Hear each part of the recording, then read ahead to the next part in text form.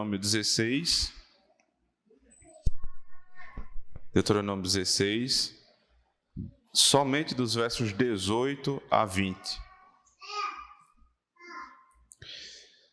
Quando você abrir sua Bíblia, você vai perceber que a Sociedade Bíblica, ela fez a divisão do texto do verso 18 a 22. É verdade que há uma ligação do verso 21 com o verso 22, mas o verso 21, ele está muito mais ligado com o capítulo 17, com questões do capítulo 17 a respeito da idolatria. Então, para respeitar o fluxo do pensamento do autor, eu resolvi, entendo que foi algo sábio, que nós pudéssemos hoje observar o texto do verso 18 até o 20, e aí na semana que vem, permitindo Deus, do verso 21 e adentrando ao capítulo 17. Então nós vamos ler Deuteronômio 16, 18 a 20.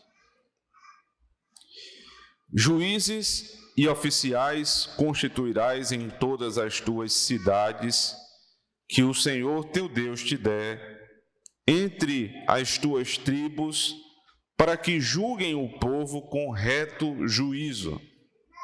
Não torcerás a justiça, não farás acepção de pessoas, nem tomarás suborno, porquanto o suborno cega os olhos dos sábios e subverte a causa dos justos.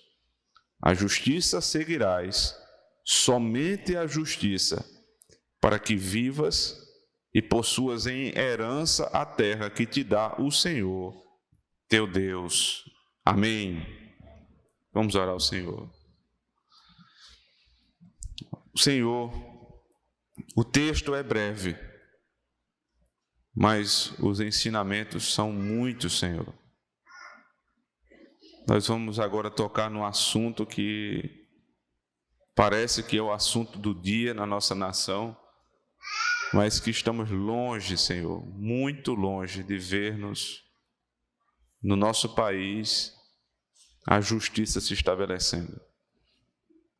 Que bom, Senhor, que no domingo pela manhã o Senhor nos traz à tua casa para que possamos ver diante dos nossos olhos a perfeição da tua justiça.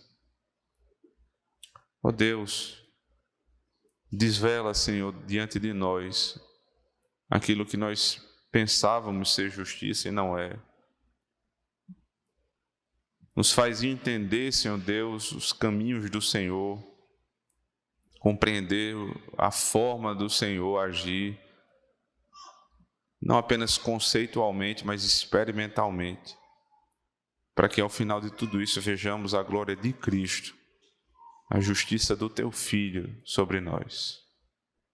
Enche-nos, Senhor, do Teu Espírito, desimpedindo os nossos ouvidos, os olhos espirituais e a minha boca, Senhor, para que tudo redunde em glória para o Teu nome e em benefícios para os Teus filhos. No nome do Senhor nós te pedimos. Amém. Uma demanda muito grande da nossa nação é buscar a justiça. Num país onde você tem historicamente a injustiça como padrão, nos últimos tempos nós tivemos um suspiro, um sopro de esperança a respeito da busca pela justiça. Não tem sido fácil, nós damos 2 passos para frente e 1 para trás, é verdade. E nós esperamos que a justiça se estabeleça, que o faltoso seja punido, que o que foi prejudicado seja restituído. Isso é justiça, mas não é fácil obtê-la. E aí as pessoas começam nessa ânsia por justiça, buscar a justiça conceitual, a justiça que ela emana dos congressos, dos seminários. E ali as pessoas vão pensar, os operadores do direito, os juízes, os magistrados, os pensadores, os intelectuais do país, eles vão definir justiça. E eu acho interessante que nesse meio, sempre que eles vão falar de justiça, eles falam de justiça de maneira conceitual, em tese. Eles descrevem o que é justiça, eles põem no papel o que é justiça, eles fazem palestra a respeito de justiça. E geralmente os temas das palestras, os temas gerais são, né, a justiça para o Brasil. Nós devemos buscar uma sociedade justa, uma sociedade ética. E aqui, irmãos, existe um problema muito sério, porque quando a justiça ela é tratada de maneira impessoal, né, como um ente abstrato, sem substância, você nunca vai alcançá-la. É impossível, eu não estou desconsiderando que há necessidade do debate a respeito da justiça conceitualmente, mas se nós buscamos a justiça para a sociedade, eu lhe pergunto, quem é a sociedade? Como é que você vai ter uma sociedade justa? Isso não existe. O que existe não é a sociedade justa, mas pessoas justas, indivíduos justos. Porque qualquer um pode estudar e aprender a definir justiça. O problema não é definir justiça, o problema é praticar justiça. Será que não dá para entender isso? Qualquer pessoa com um mínimo de cognição, ela pode aprender, memorizar os 10 mandamentos. Ele vai lá, abre a Bíblia, Êxodo 20, Deuteronômio 5, ele busca ali está o resumo do que é justiça, do que é lei, do que é reto. Mas o problema não é você conhecer os preceitos da lei, que são muito facilmente apreendidos. O problema é praticar o preceito da lei. E se nós tratamos, né, o estudo da justiça em tese e não experimentalmente, nós não vamos sair do lugar nunca. Se nós vamos buscar justiça para a sociedade, nós não vamos alcançá-la nunca. Nós precisamos buscar justiça para os indivíduos. Ou melhor dizendo, o próprio indivíduo precisa buscar a justiça, compreender o que é justiça e aplicá-la ao fato, né, ao caso prático.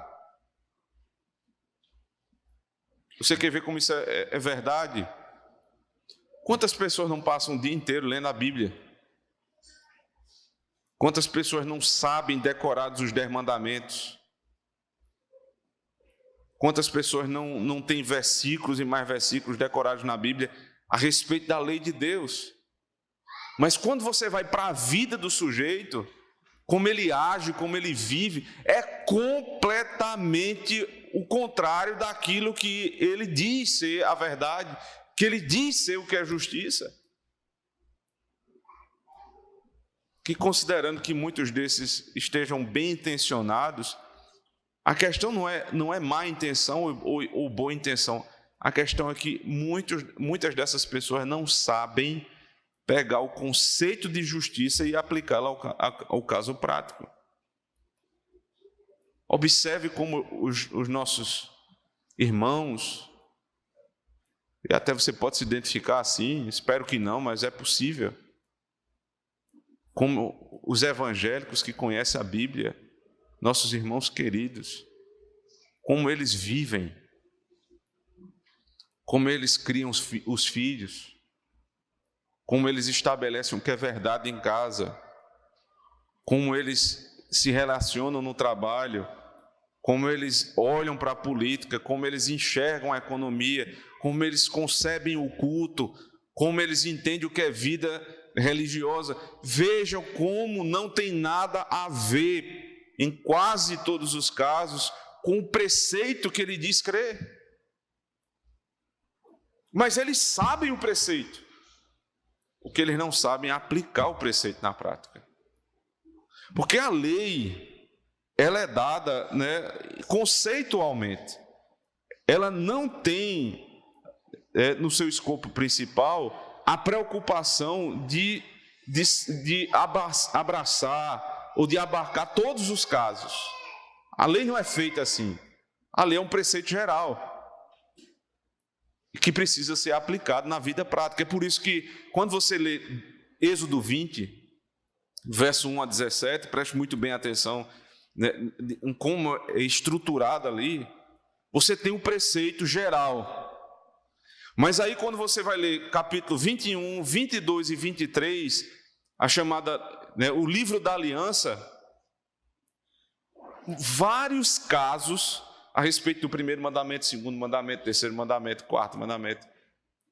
Casos práticos a respeito da lei. Por que Deus se preocupa com isso?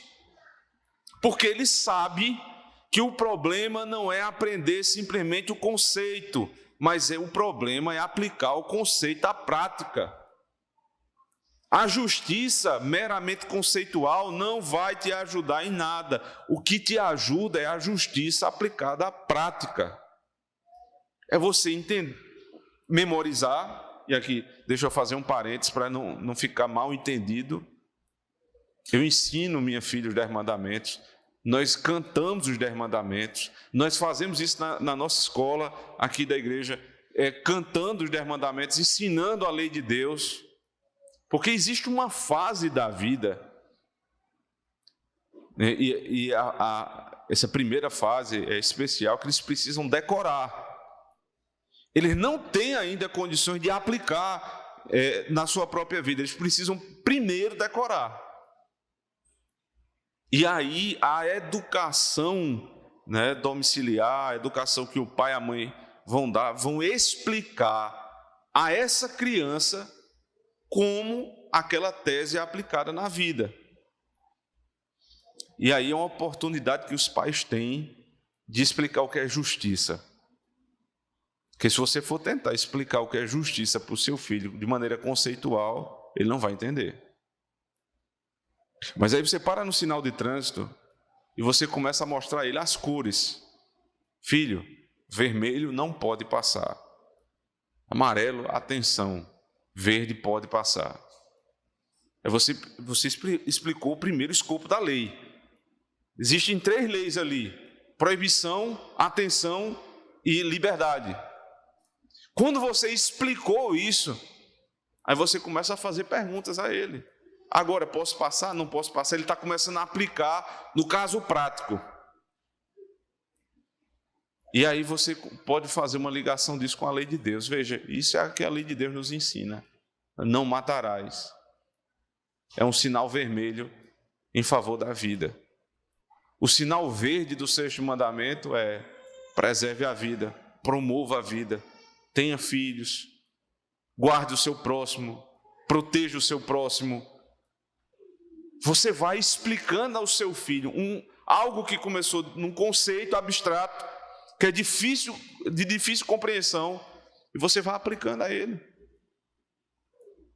Você manda ele fazer uma coisa, ele não faz, você chama ele e diz: meu filho, existe um mandamento na lei do Senhor, o 5º mandamento: honra teu pai e tua mãe. Ele já decorou, agora ele está apresentando ao caso prático. É a hora agora de você obedecer, porque eu sou teu pai, porque eu sou tua mãe. E teu filho mente em casa, você não pode rir da mentira, não ache graça da mentira, porque Deus não acha graça em mentira. Mas você vai lembrar ele o mandamento: meu filho, a Bíblia diz no 9º mandamento: não minta. E você trata isso com seriedade. E você cita casos bíblicos, por exemplo, a respeito da mentira. Abraão mentiu sobre sua esposa e quase perdeu sua esposa para um homem ímpio. Se você não descrever isso em casos práticos, ele não vai aprender, porque da estrutura do homem ser assim. É por isso também que, se você quer ampliar esse conhecimento do seu filho, porque a Bíblia tem muitos casos práticos, muitos, mas não tem todos, nem todos os livros do mundo seriam possíveis para ter todos os casos. Então você complementa isso com as histórias de ficção, as narrativas, a boa literatura que nós temos. E isso está treinando a mente do teu filho para ele aplicar os textos bíblicos, a lei de Deus, nos infinitos casos onde ele vai sendo colocado, apresentado ali nos livros. Você vai formando o imaginário do seu filho para que ele possa compreender o caso concreto, como os personagens ali estão desenvolvendo dentro da situação que foi posta, como é que eles lidam com a lei.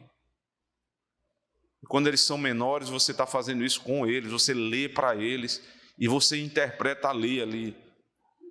Veja, os livros infantis, eles têm geralmente no final da história a moral da história, não é isso? A moral da história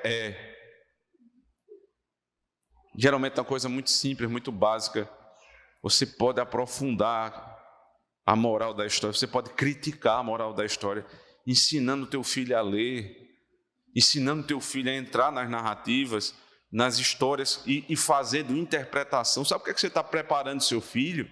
Você está preparando seu filho para a vida. Você está preparando seu filho para julgar a vida.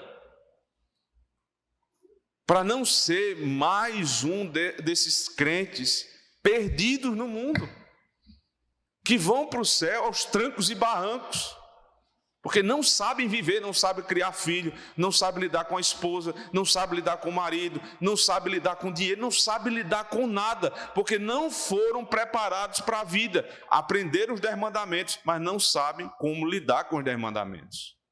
Não sabem o que é justiça. Esse é um problema do povo no geral e é um problema também da liderança da igreja. É um problema da liderança.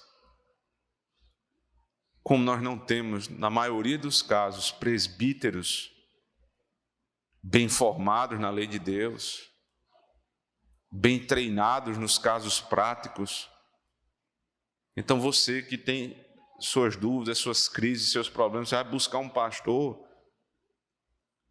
e, em boa parte dos casos, sabe o que é que ele faz? Ele te manda para um psicólogo, ele não sabe resolver. Ele te manda para o psicólogo, para o psiquiatra, sei lá o quê, para o terapeuta. Não é porque a Bíblia não possa resolver muitos desses casos. É porque ele não sabe. A verdade é essa. Ele não tem coragem ou ele não sabe lidar com esses casos. Não sabe aplicar a lei de Deus ao caso prático. E foram chamados para ser juízes, pastores, oficiais da igreja de Cristo, que para nossa vergonha e para o mal do povo não sabem lidar com a lei de Deus. Quando nós tratamos a respeito de preparo teológico, e nós dizemos assim, Deus usa um obreiro da Assembleia de Deus que nunca passou por um seminário e pessoas são convertidas ali. Meu irmão, eu não tenho a menor dúvida que isso acontece. Deus usou uma mula. Eu não estou comparando um com o outro. Eu só estou dizendo que é possível, que casos extraordinários acontecem. Mas o que eu estou falando é o seguinte, não é o ordinário, não é o normal, não é comum que seja assim. Porque você não simplesmente quer ser convertido. Isso é o primeiro passo da vida cristã, é a conversão. Mas e dali em diante, o que é que você tem? Como é que você vive? É difícil. Se você não tem um grupo de presbíteros, um conselho da igreja que conhece não apenas os conceitos bíblicos, mas conhece a prática. E esse também é um problema no meio reformado, onde nós temos excelentes teólogos, excelentes exegetas, homens que conhecem bem as línguas originais, hermenêutica, exegese, teologia histórica, bíblica, sistemática, são muito bem preparados conceitualmente. Mas eles não sabem lidar com o caso prático.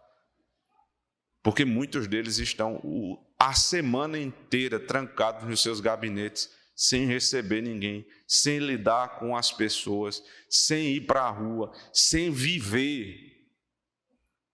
E aí você tem juízes, pastores, que não estão ligados com a realidade. A justiça não vai se estabelecer. Não é assim que se faz justiça. E a justiça é um ponto muito importante na lei de Deus. Deus é justo juiz. Veja, Deuteronômio 10, verso 17.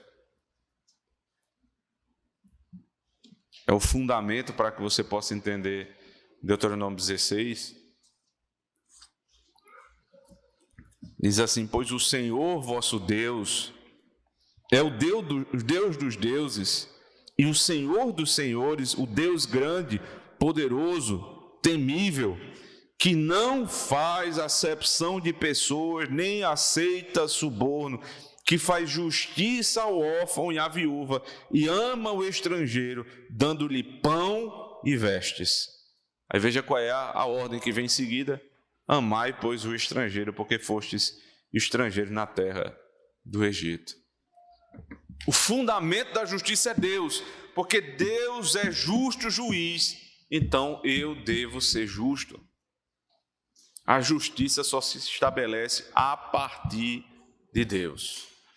Sendo Deus justo juiz, então ele ordena a justiça por meio dos seus ministros. Voltando lá para Deuteronômio 16, o texto diz assim: juízes e oficiais constituirás em todas as tuas cidades que o Senhor teu Deus te der.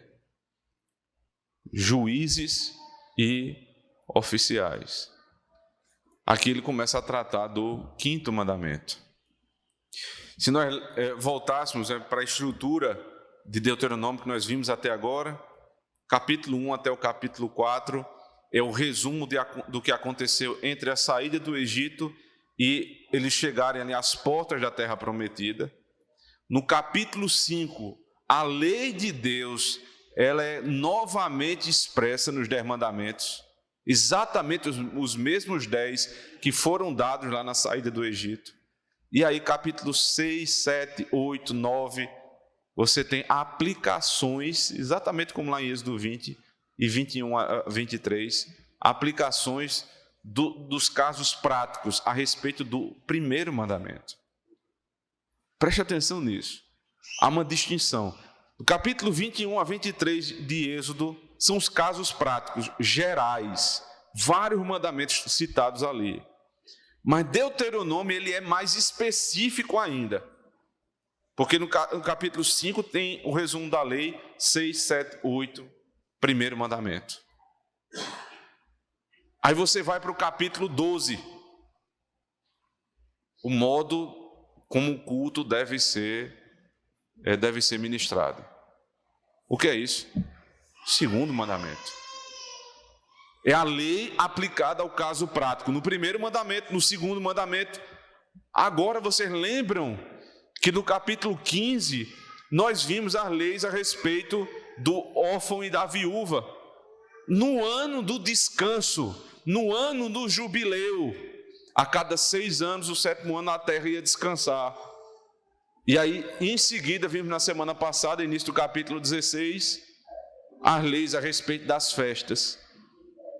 Páscoa, Pentecostes e Tabernáculos, que são todas reguladas pelo sábado, o dia do descanso. Que mandamento é esse? 4º mandamento. E o terceiro? Ele está posto ali entre o capítulo 9 e 10. Então, primeiro mandamento, segundo mandamento, terceiro mandamento, 4º mandamento. Qual é o próximo mandamento? O 5º, honra teu pai e tua mãe. Exatamente agora começa o 5º mandamento. Juízes e oficiais constituirás. Vocês vão ter pessoas para julgar as causas do povo. E são 2 classes aqui que vão trabalhar na justiça, os juízes e os oficiais. Preste bem atenção, não tem legislador. O poder legislativo, ele é dado somente a Deus. Você tem o poder executivo, você tem um poder judiciário, mas você nunca terá o poder legislativo. Aqui numa teocracia, nós estamos falando aqui de uma nação que é uma igreja que é governada por Deus. O que é que governa? Qual é a lei que é o fundamento do governo? A lei de Deus. Os juízes, eles são intérpretes da lei para a vida. E aí, voltando para aquele exemplo que eu dei, você não é juiz no sentido de, muito provavelmente, eu não conheço ninguém aqui que seja juiz de ofício, mas você é juiz da sua própria vida. Você precisa, observando o fato diante de você, julgar. E aí, veja só, no nosso meio, mais uma expressão equivocada né, não julgueis. Você não deve julgar, você está proibido de julgar. Ora, mas é impossível de viver sem julgamento. O próprio fato de alguém dizer ao outro, você não pode julgar, é um julgamento em si. Ele julga que você não pode julgar, então já julgou. É da estrutura da criação o julgamento. Então eu sou juiz das minhas próprias causas, no sentido em que eu preciso fazer julgamentos a respeito da minha própria vida. Então há uma responsabilidade sua no que nós vamos aprender nesse texto. Há uma responsabilidade sua quando você é pai e mãe, porque você vai julgar as causas da casa. Há uma responsabilidade tua se você é oficial da igreja, se você é dono de uma empresa, se você exerce autoridade sobre alguém, você precisa aprender esses conceitos. O juiz é o que pega a lei, interpreta a lei, aplica ao caso prático e julga. E o que é o chamado aqui oficial? O oficial é o poder executivo da lei. Seria para nós como um poder policial, por exemplo. Ele vai colocar a lei em prática. Então, nós temos duas classes aqui, os juízes e os oficiais. Constituirás em todas as tuas cidades que o Senhor teu Deus te der. Veja, se nós lêssemos Êxodo 18, já havia uma estrutura de divisão de juízes ali, quando eles estavam saindo do Egito.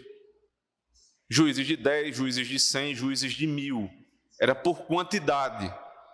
Mas agora, na entrada da terra, não vai ser mais juiz por quantidade. O juízo vai se dar por cidade. Não é mais quantidade, é cidade. Porque eles vão se estabelecer agora nas suas próprias tribos, e eles terão as suas próprias cidades, e haverá demanda para cada juiz. Isso é algo que é impossível de não acontecer. Sempre existirão demandas judiciais. Porque o que eu julgo como justo para mim pode, no mesmo caso, você pode interpretar de outra forma. E aí tem que vir um terceiro que vai julgar a causa e vai dizer, segundo a lei, não segundo a sua própria lei, mas segundo a lei de Deus, o que é verdade naquele caso. Esse é o trabalho do juiz. Então, em Israel, nas cidades menores, você tinha cidades muito pequenas, 3 juízes por cidade. E nas cidades maiores, chegava até 23 juízes. E existia um poder maior, uma instância maior, que era chamado o Sinédrio, que é muito conhecido no Novo Testamento. O Sinédrio era a reunião de 70 juízes que ficavam em Jerusalém. Então era como se fosse a última instância, era o Sinédrio. Exatamente como nós temos, por exemplo, na igreja presbiteriana.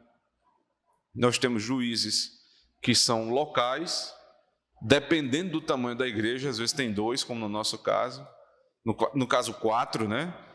Os 2 pastores e os 2 presbíteros, são 4 juízes.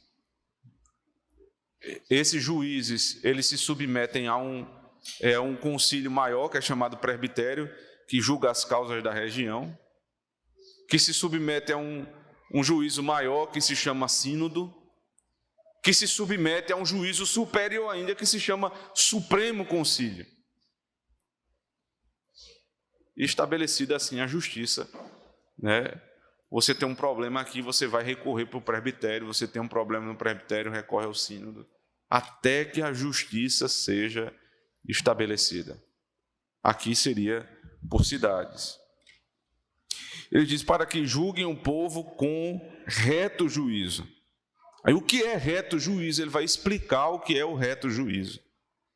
Não torcerás a justiça, não farás acepção de pessoas, nem tomarás suborno, porquanto o suborno cega os olhos dos sábios e subverte a causa dos justos. O que é julgar com reto juízo? São 3 princípios. Não torcer a justiça, não fazer acepção de pessoas e não aceitar suborno. O primeiro é não torcer a justiça. Lembrem daqueles que são chamados fariseus. O partido dos fariseus, o grupo dos fariseus ali dentro dos judeus, ele começou, ele teve início no chamado período interbíblico, entre o final dos profetas ali em Malaquias e Mateus, naquele período ali de 400 anos. Naquele período, o judaísmo sofreu um grande problema. As tradições estavam se perdendo. Havia um liberalismo moral muito forte no meio do povo de Deus. E aí surgiu um grupo buscando pureza. É assim a descrição histórica do farisaísmo. Eles buscavam pureza no culto, buscavam pureza na doutrina. E eles se juntaram ali como homens preparados na lei do Senhor para que pudessem retomar, reformar a igreja daquela época. O final nós sabemos. Eles perverteram a lei. Esse foi o problema do chamado fariseu. Eles conheciam a lei, eles eram profundos conhecedores da história de Israel, mas quando eles foram aplicar a lei ao caso prático, eles perverteram a lei. Abra comigo Mateus capítulo 5, veja como é que o Senhor resolveu esse problema.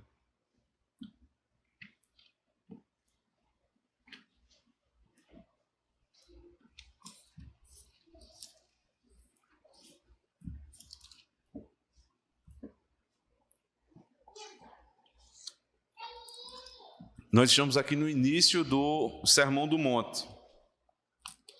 No verso 17 do capítulo 5 do Evangelho de Mateus, diz assim: não penseis que vim revogar a lei ou os profetas. Os irmãos conhecem essa expressão. Essa expressão resume o Antigo Testamento. Lei, profetas e salmos. A lei e os salmos são expressões a respeito do Antigo Testamento. Não vim para revogar, vim para cumprir. Porque em verdade vos digo, até que o céu e a terra passem, nem um i ou um tio jamais passará da lei, até que tudo se cumpra. Aquele, pois, que violar um destes mandamentos, posto que dos menores, e assim ensinar aos homens, será considerado mínimo no reino dos céus. Aquele, porém, que os observar e ensinar, esse será considerado grande no reino dos céus. Porque vos digo que se a vossa justiça não exceder em muito a dos escribas e fariseus, jamais entrareis no reino dos céus. Veja o texto que se segue. Tratamento do 6º mandamento, verso 21. 7º mandamento, verso 27. Aí você tem os juramentos, que dizem respeito ao 9º mandamento, a vingança. Os mandamentos começam a ser expostos. Por quê? Essa palavrinha que está aqui, veja, verso 19. Aquele, pois, que violar. Eu não sei se alguma tradução tem torcer, mas é exatamente isso que quer dizer. não é o que violar, simplesmente, mas é o que torcer a lei de Deus. Porque o juiz, ele foi posto para não torcer a lei. O que é torcer a lei?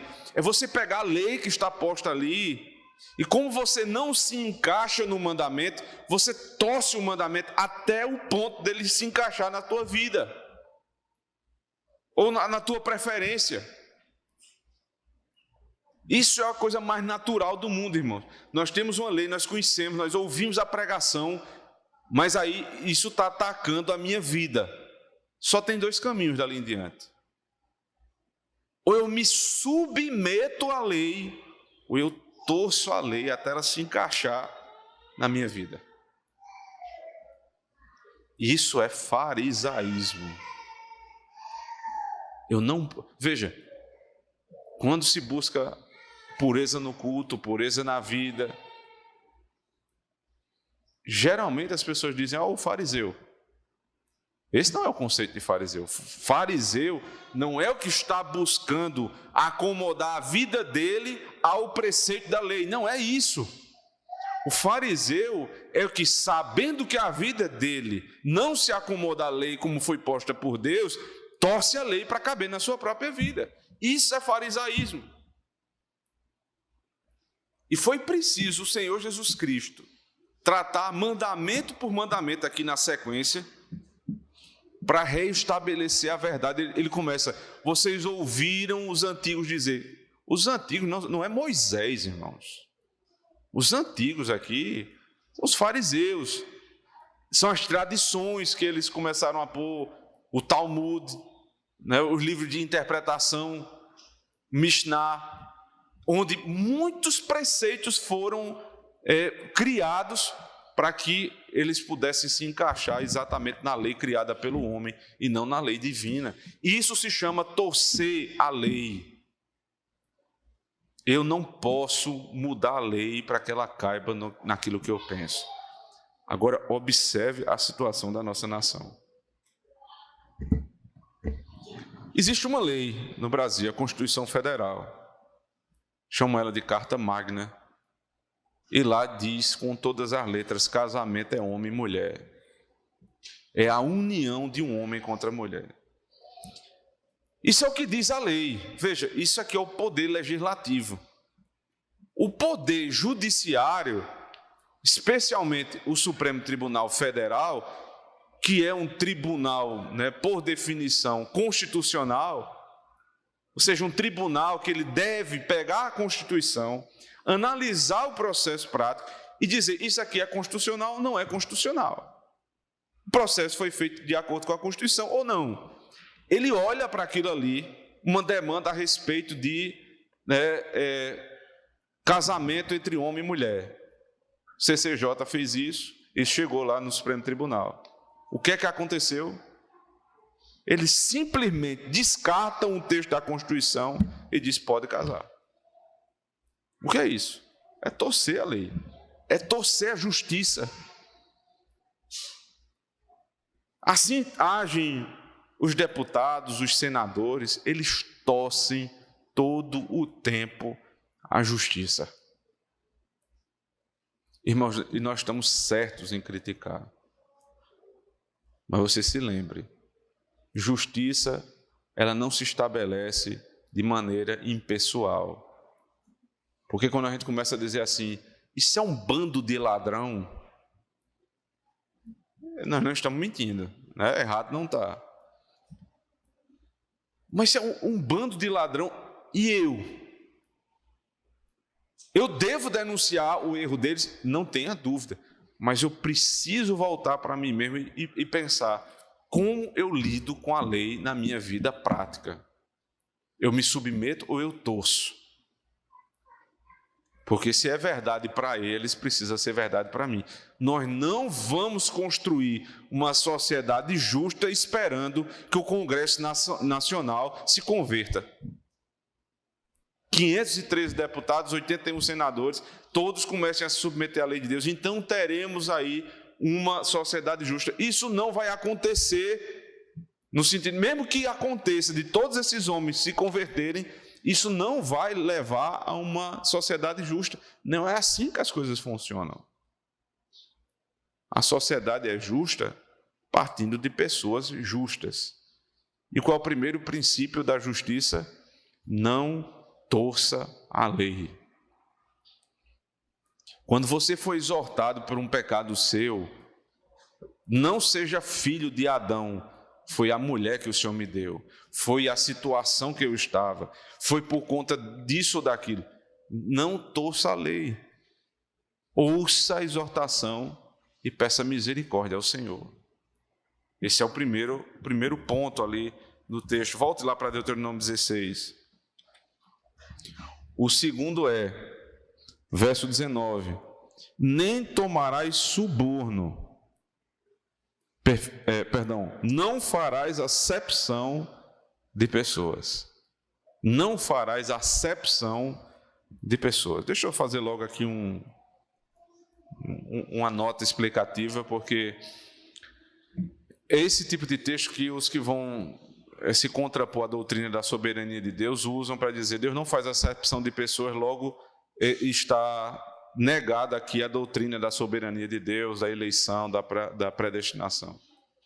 O fato aqui, fazer acepção de pessoas, é o seguinte: a expressão literal do texto bíblico lá no hebraico ele desconhece as faces. Existe uma expressão no direito que é: a lei é cega. Por que a lei é cega? Justamente por isso, para que ela não reconheça as faces. Vou deixar isso num caso prático agora, né? Porque é a estrutura que eu estou apresentando, então eu devo saber fazer isso. Quando o profeta Samuel ele foi buscar o rei para Israel, enviado pelo Senhor, ele foi à casa de Jessé, e ele chegou lá e viu os primeiros irmãos de Davi. Ele foi para aqueles que, pela aparência, poderiam ser rei. Vocês devem lembrar o que foi que Deus disse a ele: meu filho, não é assim que se julga, porque você vê o rosto, você faz distinção de rosto, eu vejo o coração. É assim que eu devo interpretar: não farás acepção de pessoas. Ou seja, Deus não elege ninguém porque ele acha alguém mais justo do que o outro. Não é pelo rosto, é pela sua vontade. Então, quando eu vou julgar, não pode ser: é meu amigo, então o tratamento é um. Não gosto dele, o tratamento é outro. Isso é difícil demais de ser feito. Anda comigo, então chegou na hora da disciplina. Meu irmão, infelizmente aqui a gente vai ter que dar um jeito, porque é meu amigo. Há alguém que milita contra mim, então eu vou lá e piso na cabeça dele. Não pode ser assim. Isso é fazer acepção de pessoas. A gente pensa em fazer acepção de pessoas só no que diz respeito ao rico e o pobre, né? Isso é possível, mas muitas vezes não é questão de bolso, é de afinidade. E você precisa, na sua vida, julgar conforme a lei de Deus e não pelos rostos.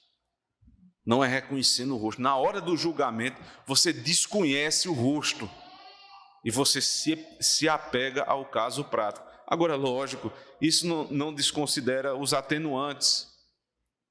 Você reconhece que a pessoa tem uma vida correta, que nunca foi uma pessoa de viver cometendo aquele tipo de pecado. Tudo isso é considerado. Mas isso seria considerado independente de quem ela é, do rosto dela, mas do caso. E é assim que tem que ser julgado. Então, primeiro, não torça a justiça. Segundo, não faça julgamento pelo rosto, mas pelo caso e pela justiça. E por fim, ele diz: nem tomarás suborno, porquanto o suborno cega os olhos dos sábios e subverte a causa dos justos. O suborno é o pagamento para que você tenha um tratamento indevido, que você alcance uma vantagem que você não deveria ter. Isso é suborno. Você, às vezes, você não quer subornar. Você é pressionado a dar alguma coisa a alguém, não para obter uma vantagem, mas simplesmente para se livrar de um mal que aquela pessoa queria lhe fazer. Você foi extorquido. Sempre lembre essa diferenciação de suborno para extorsão. O suborno, eu pago para obter uma vantagem indevida. A extorsão, eu sou passivo.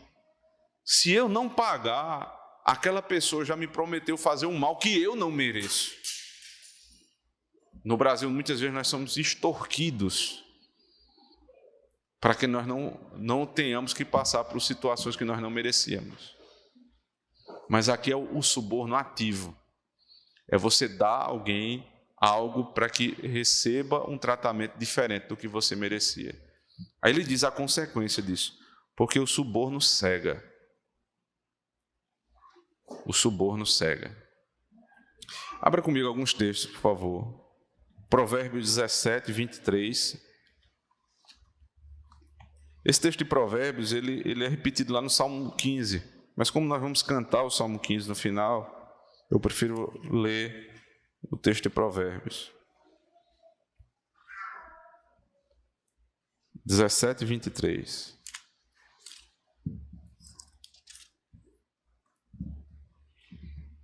O perverso aceita suborno secretamente para perverter as veredas da justiça.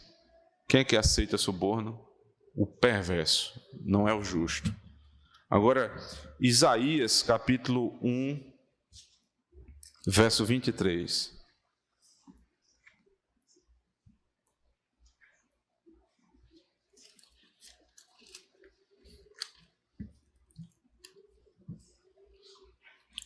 Os teus príncipes são rebeldes e companheiros de ladrões. Cada um deles ama o suborno e corre atrás de recompensas.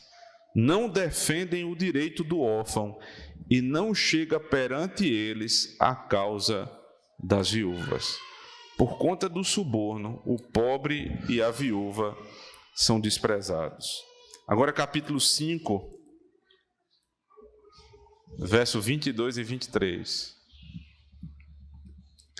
Ai dos que são heróis para beber vinho e valentes para misturar bebida forte, os quais, por suborno, justificam o perverso e ao justo negam justiça.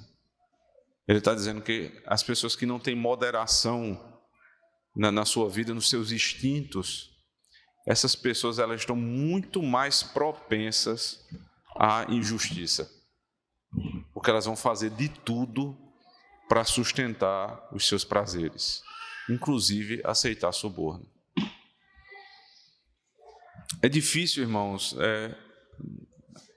nós falarmos sobre esse tema no Brasil, pelo que eu acabei de explicar e fazer a distinção entre suborno e extorsão, porque às vezes você, por exemplo, termina uma casa, você financia ou vai financiar uma casa.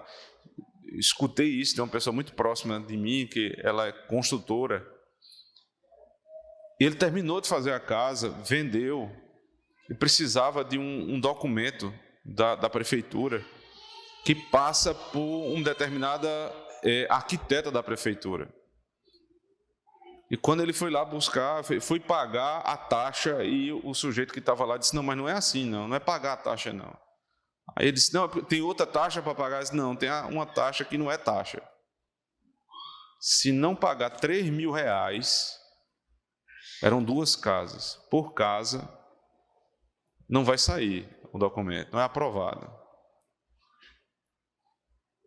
Veja só a situação do sujeito, ele vendeu a casa, ele deu a palavra à senhora, a senhora queria comprar a casa, né, 2 casas, na verdade, e agora ele foi impedido, ele não vai ter vantagem em pagar. Ele só está pagando para que ele não receba uma punição que ele não devia. O nome disso é extorsão. O suborno é você estar errado, você é parado numa blitz, você está com documentação atrasada, você está bêbado, e aí você vai lá e paga para sair daquela situação. Isso é suborno. Isso é pecado. Se você paga um juiz, se você paga um policial, se você paga alguém que tem autoridade, para que ele não exerça autoridade em você, que é obrigação dele, e lembre-se, obrigação dada por Deus, para obter uma vantagem, você peca contra o Senhor. Você peca contra o Senhor. E quantas vezes, irmãos, nós somos colocados em situações assim. Mas eu preciso dizer uma coisa, é melhor você sofrer o dano, é melhor você ter seu carro levado, guinchado, é melhor você ir preso, porque já basta o teu primeiro pecado, no caso de você ter cometido algum crime ou algum tipo de contravenção, do que você ser pego em suborno. Porque você não vai poder mais chegar e apontar o erro do outro. É claro que há uma distinção muito grande entre um deputado, um governador que desvia milhões da saúde para isso. Veja, por favor, não caia naquele erro de colocar tudo na mesma proporção. Senso de proporcionalidade é extremamente necessário. Hitler, que matou milhões, não pode ser comparado com um sujeito que matou uma pessoa uma vez na vida. O nome disso é senso de proporção. Mas todos estão enquadrados na mesma lei. Isso é verdade. Isso é verdade. Eu preciso buscar justiça primeiro na minha vida. E depois eu vou buscar para a vida do outro. E o texto termina no verso 20 dizendo: a justiça seguirás, somente a justiça, para que vivas e possuas em herança a terra que te dá o Senhor, teu Deus.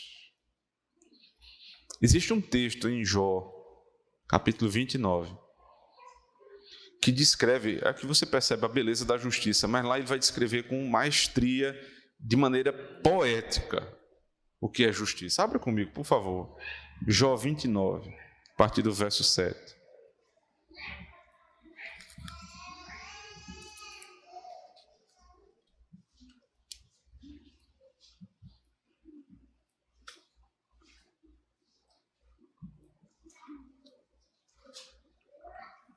Jó aqui está se lembrando da época em que ele era honrado. Lembre-se, agora ele está coberto de chagas, mas houve uma época em que ele era muito honrado. Verso 7. Quando eu saía para a porta da cidade e na praça me era dado sentar-me. Deixa eu explicar isso aqui. A porta da cidade era justamente o lugar onde o juiz se sentava para julgar as causas do povo. Então ele está se apresentando aqui como juiz. Ele se sentava e ele era honrado à porta da cidade. Os moços me viam e se retiravam, os idosos se levantavam e se punham em pé. Os príncipes reprimiam as suas palavras e punham a mão sobre a boca. A voz dos nobres emudecia e a sua língua se apegava ao paladar. Ouvindo-me algum ouvido, esse me chamava feliz.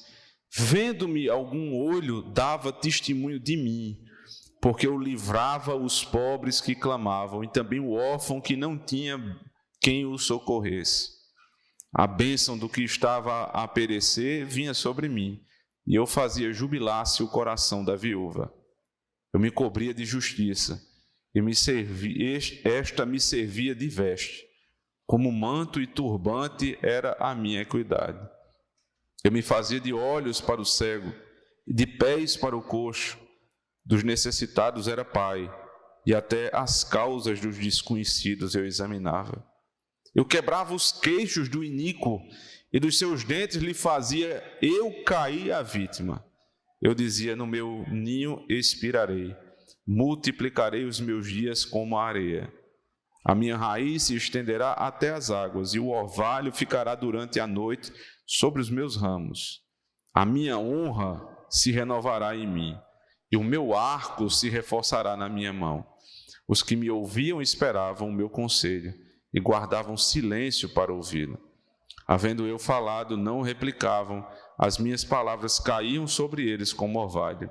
Esperavam-me como a chuva, abriam a boca como a chuva de primavera. Sorria-me para eles quando não tinham confiança, e a luz do meu rosto não desprezavam. Eu lhes escolhia o caminho, assentava-me como chefe e habitava como rei entre as suas tropas, como quem consola os que pranteiam. Dois princípios aqui a respeito da justiça. A justiça é pessoal. Ele está falando dele. Ele executava a justiça. Não é a justiça da sociedade, é a justiça que estava exemplificada num homem. E segundo, os que estavam submetidos à justiça desse juiz honravam o juiz. Admiravam o juiz. Os novos se retiravam. Não é lugar de criança ficar diante do juiz. O juiz é glorioso. Não se retiravam porque não tinham dignidade, não é isso. É porque ele ia começar a tratar de questões sérias ali. Os velhos ficavam de pé, honrando aquele homem.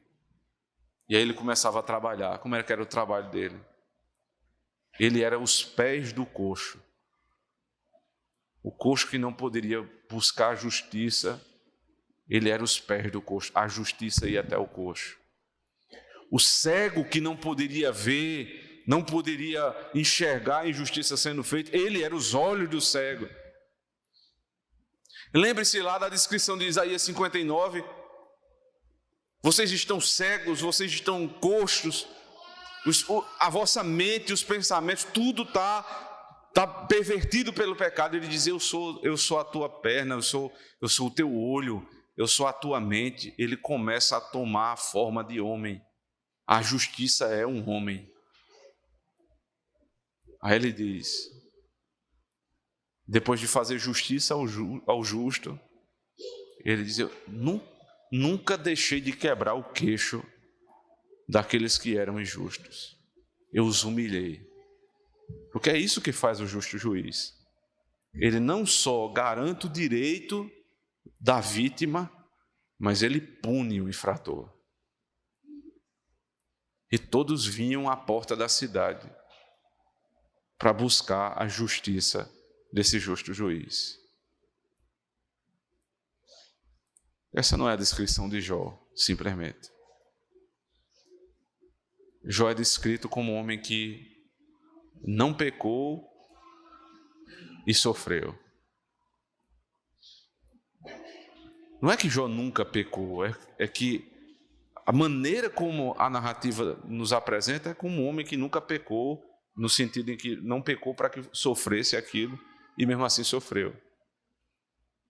Mas existe um homem que nunca pecou, nunca, em caso nenhum, nunca cometeu injustiça e mesmo assim sofreu. O Senhor Jesus Cristo, Ele é os pés do coxo. Ele é os olhos do cego. Ele é o pai para o órfão. Ele é o irmão do que não tem irmão. Ele é tudo para todos. E Ele é justo juiz. Os ímpios olham para Cristo e só veem lei. Olham para Cristo e não conseguem enxergar a graça de um Redentor. Nós enxergamos em Cristo nosso Senhor, nosso irmão. Nós enxergamos graça vinda do Senhor. Baseado no texto lá de Romanos capítulo 5, nas palavras do apóstolo Paulo, justificados, pois, mediante a fé, temos paz com Deus. Ele é justo juiz, sabe por quê? Porque tendo a sua lei quebrada por nós, ele não começou a falar de maneira impessoal, dizendo, talvez um dia a sociedade se torne uma sociedade justa. Ou deu um tapinha e disse, tudo bem, vamos lá, deixa para lá, vocês vão morar no céu assim mesmo. Mas ele enviou o seu filho, o seu único filho, para se vestir da couraça de justiça, para pôr o capacete da salvação.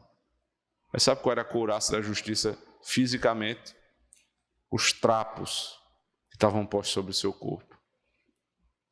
Sabe qual era o capacete da salvação? Uma coroa de espinhos. Sabe quais eram os pés da justiça? Os pés furados pelos cravos da cruz. Esse é o teu Redentor, esse é o nosso juiz, irmãos. Porque eu vou ter medo dele? Eu não tenho que ter medo dele.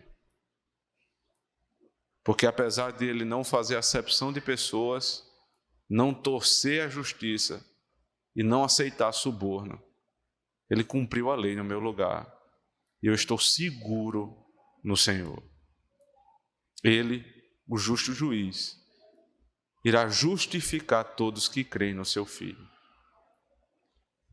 Mas se você pensa ser justo e pensa que pode entrar nos céus com os seus próprios méritos, lembre que isso vai ser lembrado. Deus não aceita suborno, não adianta você dar nada. Você pode dar não só o teu dízimo, você pode dar 100% do teu dinheiro. Não vai valer de absolutamente nada no dia do juízo. Você pode ser a pessoa mais honrada do mundo. Deus não vê rostos. E você pode se garantir na lei que você criou, mas o Senhor não torce a sua própria lei. Creia no Senhor Jesus Cristo e seja salvo pela justiça dele. Amém. Fiquemos de pé, irmãos. Vamos orar ao Senhor.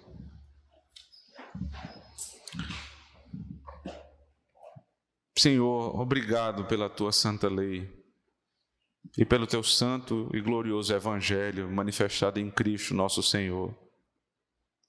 Mesmo o Senhor sendo justo juiz, tu te importaste, Senhor Deus, conosco. Tu te importastes com os que estão agora aqui, Senhor, manifestando fé no teu Filho. Justifique-nos, Senhor.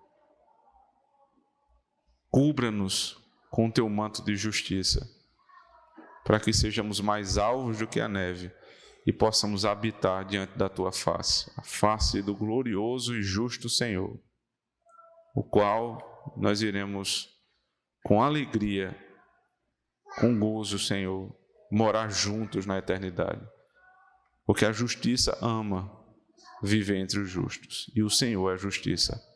Amém. Vamos cantar o Salmo 15, irmãos.